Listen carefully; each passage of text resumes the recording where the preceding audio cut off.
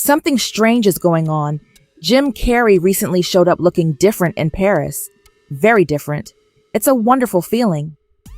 I really, took on a pretty big challenge trying to do my speech in French. After this footage dropped, social media exploded. People weren't just talking about his award. They were asking one wild question. What happened to Jim Carrey? Is that even Jim Carrey? Many people believe that it was a clone.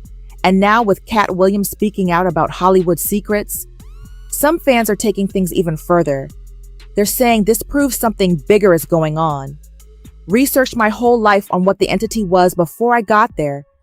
My intention was to get in there and kick up some dust and try to become a whistleblower that they don't knock off because they get all the whistleblowers. Jim showed up at the 51st Caesar Awards to receive an honorary award for his lifetime in movies. That's a huge deal. And he even gave part of his speech in French, but nobody online cared about the speech. They were focused on him. The way he looked, the way he talked, the way he moved, all of it seemed unnatural. There is a huge conspiracy theory about beloved Hollywood actor Jim Carrey right now because people are saying he's acting and looking very different. Did the Illuminati finally get their loudest whistleblower and clone him, thus silencing him? This is like two conspiracy theories in one. So, here's everything you need to know. I'm here tonight to blow the lid off it, to be the whistleblower. So yesterday, 64-year-old Jim Carrey received a Caesar Award in Paris, which is like a French Oscar, and he was just suspiciously acting out of character for the iconic Jim Carrey personality. And longtime fans also noticed he looked younger, or very different. And for a lot of actors in Hollywood, that's the norm. He's 64. I support people getting work done.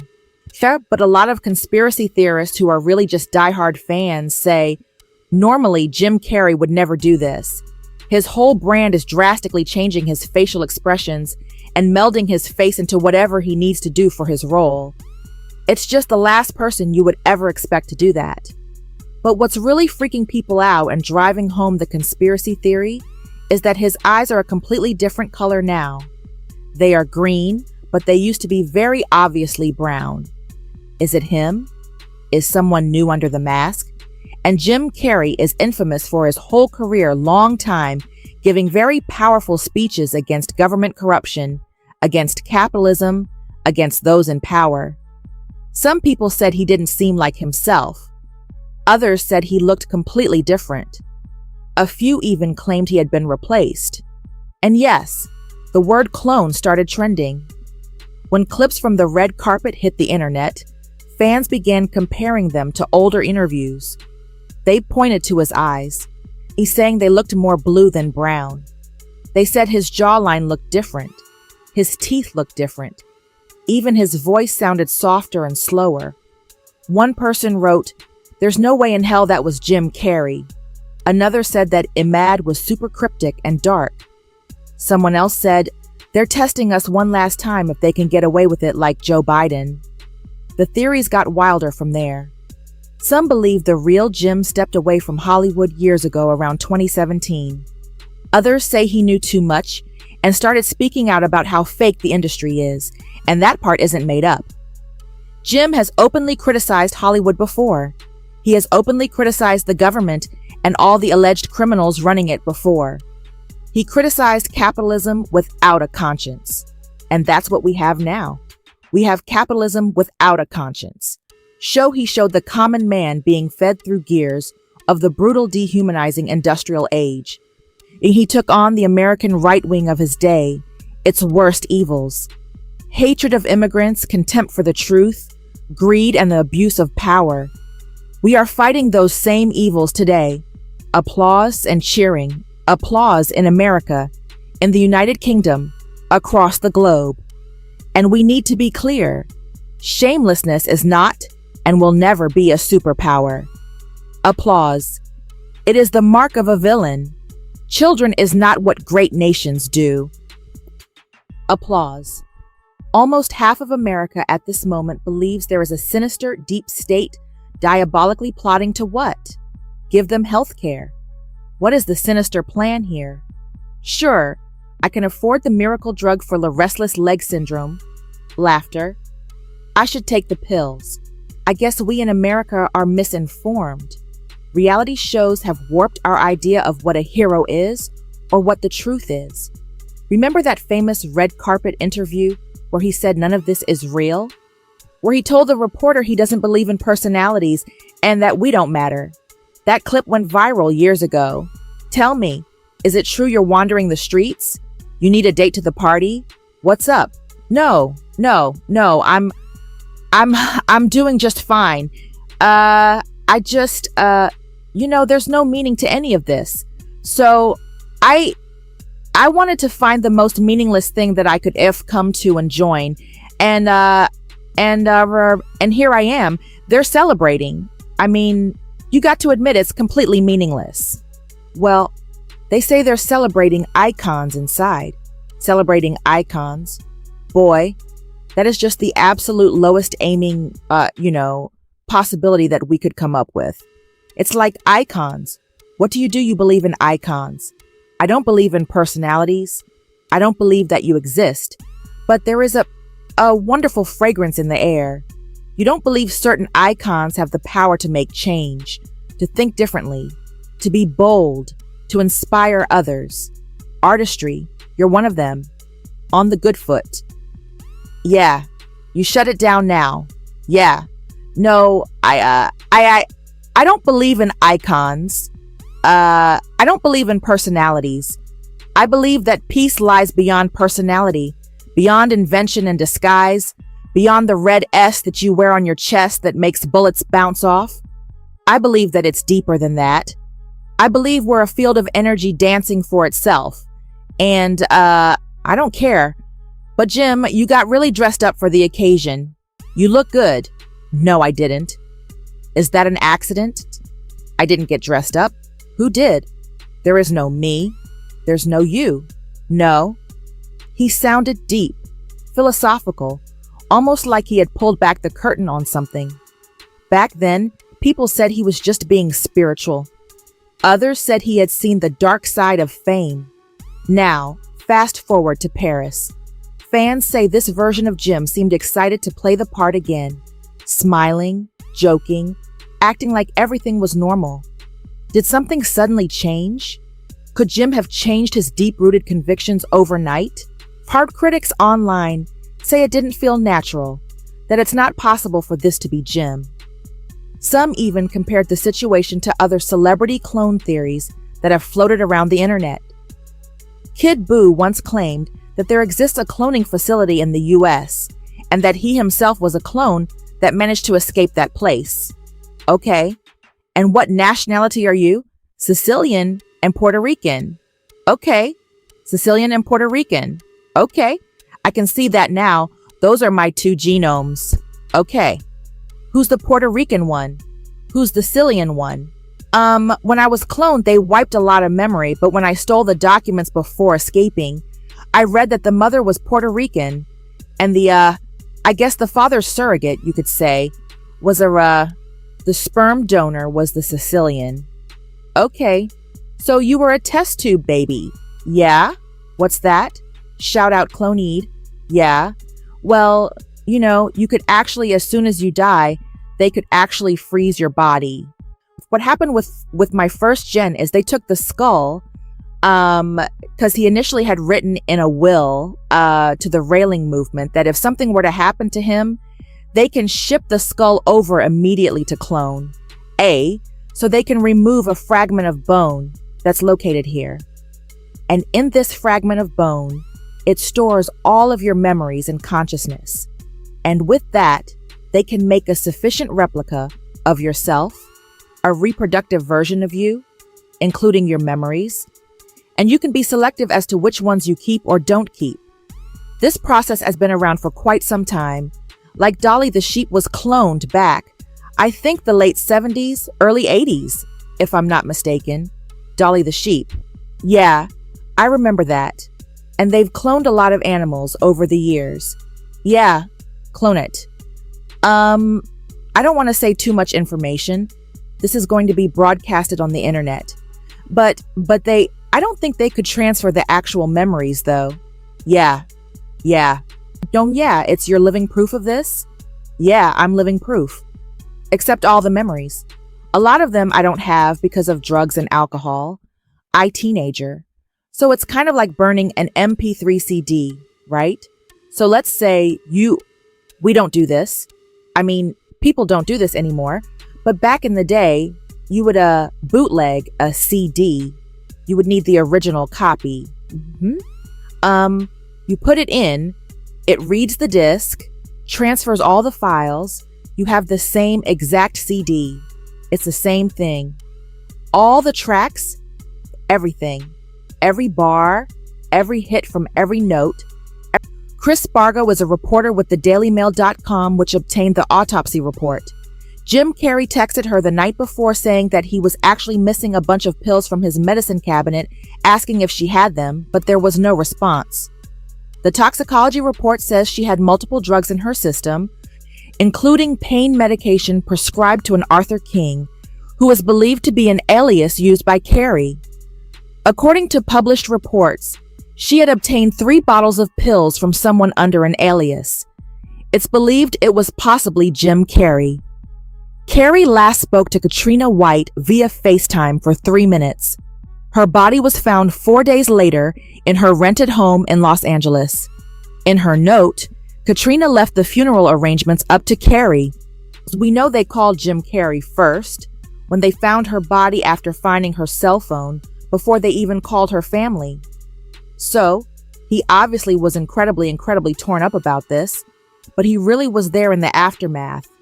She ended her note to Carrey saying, "Please forgive me. I am just not for this world." She signed it. Do drop the pet name given to her by Jim Carrey. It has unsurprisingly been reported that he was threatened, that he was given a choice, that something happened behind the scenes. Then there's one of his most popular rants ever. The one where Jim grabbed attention by talking about secret symbols and mocking tongues. The one where he joked about talk show hosts distracting the public. He sounded half serious, half sarcastic. He mentioned secret meetings in the woods, cheering, singing, screaming, heat up, cheering here, screaming and cheering, thank you for coming. What is that? Or cheering, is that a gangstein? Have you? Like you don't know what it is. You don't know what that is. I have no idea. You don't know. Jimmy Fallon doesn't know. David Letterman doesn't know. We don't know. All the comics and show business don't know what this is, right? Laughter. Yeah, what is it? Come on, Jimmy. Seriously, the time is up. People are hip to this kind of stuff. I'm here tonight to blow the lid off it, to be the whistleblower. I'm sick and tired of the secrets and the lies. It is the secret symbol of the Illuminati, and you're a part of it. And it is the all-mocking tongue. I like it. Cheering. It's the symbol of the all-mocking tongue, and I'm sick of it. I want everybody to be in on the joke, man. You know what I mean? Like for years now, talk show hosts, people on television, people in sitcoms have been hired by the government to throw you off the track, to distract you, to make you laugh and stuff like that. Make you happy and docile so you don't know what's really going on.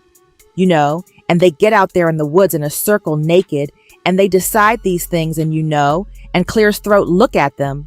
Look at them trying to. That clip is now being shared again as proof because Jim Carrey has always blurred the line between comedy and truth. He says things in a funny way, but sometimes there's a deeper message under it. That's what makes him interesting. I don't exist. So, they're all characters that I played, including Jim Carrey, including Joel Barish, including any of those things. They're all characters. Jim Carrey was a less intentional character, right? Because I thought I was just building something that people would like, but it was a character. I played the guy that was free from concern, so that people who watched me would be free from concern. Over the years, Jim has slowly changed. The wild man from Dumb and Dumber became quieter, more reflective, more philosophical. He started talking about ego, identity, and illusion. Still, critics point to his comments about big pharmaceutical companies years ago when he and Jenny McCarthy questioned vaccine schedules on national television. Today, the world was World Autism Awareness Day. You both must be encouraged by all that's happened to in this subject since you literally started it. Yeah, we've come a long way within the community. When I first had Ed Evan diagnosed with autism, there wasn't much of anything. I had to find out about biomedical treatment on the internet after I typed in autism on Google. And out 3 years later, now there's 3 books and many thousands of children getting better because of biomedical treatment. So much focus to this problem, and that's why I'm here, is I want to bring as much focus as we can to this problem. You married autism, or, well, you're not married, so you live with autism. When I invited Jenny into my life, I invited Evan into my life. And when I first met Evan, it was like he was on another planet. I wasn't in the room. There was no eye contact. There was no response to dialogue. There was no affection. And over time, I witnessed Jenny pull Evan through the window of unconsciousness and isolation into our world, where he is now a fully functioning person who can communicate, who can connect, and this is through biomedical treatments, GFCF diet, and the therapies that she's talking about. So I believe that autism in my heart is preventable and treatable. Fully functional, completely recovered, Larry. Completely recovered, and he's not the only one. And there are thousands in this community that are getting better. Why did you go so publicly? I mean, you had an autistic child. He got better. So why are you here? I could have, hid and not said anything, and Evan would have blended into society. I made a pact with God, though, the day Evan became diagnosed with autism. I said, if you show me the way, God, and show me how to heal my boy, I will continue to teach the world how I did it. And within 1 year of that kind of conversation with God, Evan was undiagnosed from autism. But it's still shocking to see how many people are ignoring this information. The American Academy of Pediatrics, I begged and have sat down with and said, why are you not sitting down with our doctors and our scientists who are treating and recovering children with autism? And they refuse to this day. I think if there was any possibility that a child was being helped, that someone would listen, someone would take a look. And the fact is, they're not even considering the information. They're not only not considering, they're discouraging it.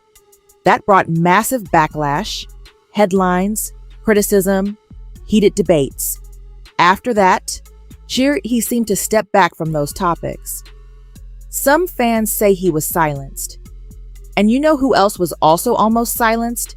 Katt Williams. Meanwhile, late night shows like Jimmy Kimmel Live continued diving deeper into political comedy. Hosts mocking politicians. Politicians mocking hosts. The crowd cheering for their side. That's where some people connect the dots. They believe Jim and Katt were criticizing the entire system of distraction, not just one host. The idea that we stay divided, she entertained, and emotionally charged while bigger forces move quietly in the background. Is that dramatic? Maybe, but it's also not new. Powerful industries shaping narratives isn't a sci-fi concept. It's media studies 101. Many people have since alleged that when Jim was trying to tell us about secret societies and warning kids not to enter Hollywood, he was actually trying to hint at Epstein and his ring of collaborators. We have nothing but circumstantial evidence to support that argument. But considering how Jim seems to have been replaced all of a sudden right after the files come out, you can't help but feel it does seem a little suspicious, especially considering recent developments. The state of New Mexico has officially reopened a criminal inquiry into Zorro Ranch, the sprawling property once owned by Jeffrey Epstein. This isn't rumor cycle YouTube speculation. This is a state attorney general announcing renewed prosecutorial review. I'm standing by what used to be Zorro Ranch, Jeffrey Epstein's massive property in New Mexico. And as of now, no one's really investigated exactly what happened here. Zorro Ranch is in Stanley, New Mexico, about 30 miles southeast of Santa Fe, essentially in the middle of nowhere. Epstein owned the property from the early 1990s up until 2023, and some people have accused him and others of wrongdoing at the ranch. Zorro Ranch is mentioned multiple times in the Epstein files, including an account by late survivor Virginia Dewey. Many of the survivors had experiences in New Mexico, and as we learned, there were local politicians and other people that were aware of what was happening in New Mexico. So it's really important that at this point in time, a closer look is taken with respect to that property. New Mexico State Representatives Andrea Romero and Mariana Anaya put forth a resolution to set up a truth commission on Zorro Ranch. And on Monday, the New Mexico House passed that measure. The bipartisan group will investigate allegations of abulto and trafficking at Zorro Ranch. Epstein died in what was ruled a suicide in a New York jail in 2019 while facing federal charges. When I asked lawmakers why there had never been an investigation into Zorro Ranch before, their big answer was, "We don't know."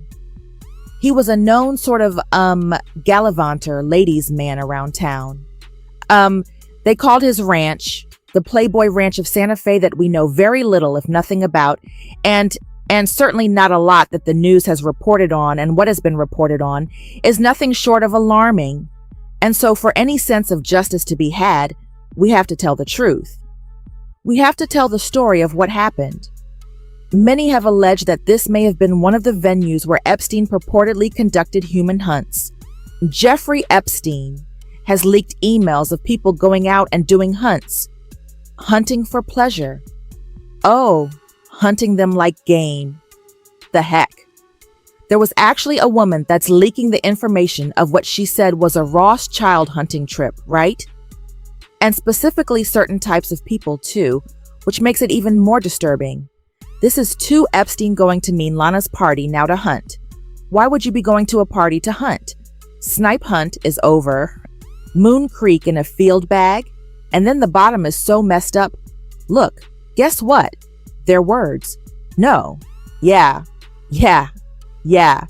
That's what they're saying in the email. Their speculation. They would take a whole bunch of throw them into like a forest on a deserted area, enclosed where they can't escape, and they would hunt them like game. And what's even more crazy is what if this was the first step before consumption? It makes sense. And there's no exact proof yet where these locations were, and I don't think necessarily was the island. Yeah, thanks. Thrilling hunt from Aryan to Rothschild. Amazing old male.